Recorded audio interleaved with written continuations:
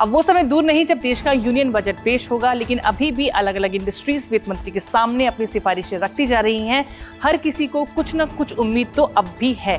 Pre budget के इस आखिरी बजट बुलेट एपिसोड में हम आपके लिए वही अपडेट्स लेकर आए हैं। तो चलिए शुरू करते हैं और जानते हैं बुलेट की रफ्तार में बजट से जुड़े अब तक के 10 बड़े अपडेट्स। HSBC की रिपोर्ट के मुताबिक इस बार भी सरकार इंफ्रास्ट्रक्चर के मोर्चे पर पीछे नहीं हटेगी। सरकार का पूरा फोकस इस बात पर रहेगा कि सरकारी निवेश के जरिए देश की आर्थिक ग्रोथ को सहारा दिया जाए। ब्रोकरेज फर्म एक्सिस सिक्योरिटीज के मुताबिक सरकार इस बार इंफ्रास्ट्रक्चर पर बड़ा दाव, फिस्कल अनुशासन पर सख्ती, टैक्स सिस्टम को आसान बनाने और लॉन्ग टर्म ग्रोथ की नींव मजबूत करने पर फोकस कर सकती है। आगामी बजट से ऑटो सेक्टर ने अपनी मांगे रखी। इसमें ईवी सेक्टर के लिए ड्यूटी स्ट्रक्चर का रैशनलाइजेशन, ईवी कंपोनेंट्स पर जीएसटी घटाना शामिल है। इसके अलावा इलेक्ट्रिक मोटरसाइकिल के लिए डिमांड इंसेंटिव की भी मांग की गई है। National real estate development council की मांग है कि बजट में रेंटल हाउसिंग को प्रोत्साहित किया जाना चाहिए। रेंटल हाउसिंग प्रोजेक्ट्स के अप्रूवल की तारीख 31 मार्च 2027 हो। रेंटल प्रोजेक्ट्स के लिए सरकारी नोटिफिकेशन की अनिवार्य शर्त खत्म हो। किराए की कमाई पर स्टैंडर्ड डिडक्शन 30% से बढ़ाकर 50% किया जाए। वहीं बिना बिके फ्लैट्स पर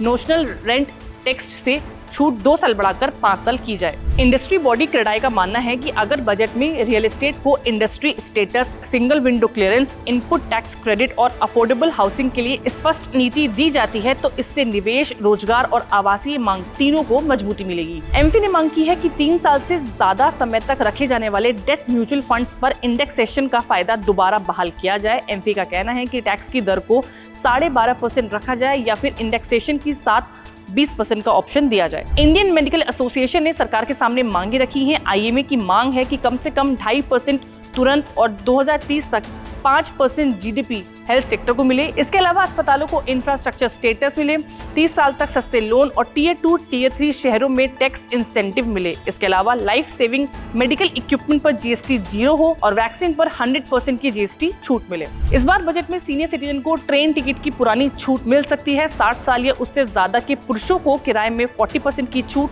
और 58 साल या उससे ज्यादा की महिलाओं को 50% तक की छूट देने पर विचार किया जा सकता है।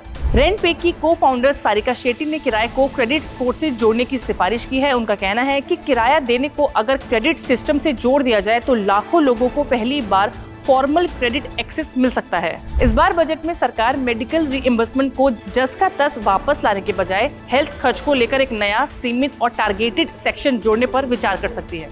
इस बार के बजट बुलेट में इतना ही। अब सीधा मिलेंगे बजट वाले दिन और जानेंगे कि वित्त मंत्री के पिटारे से किसको क्या मिला।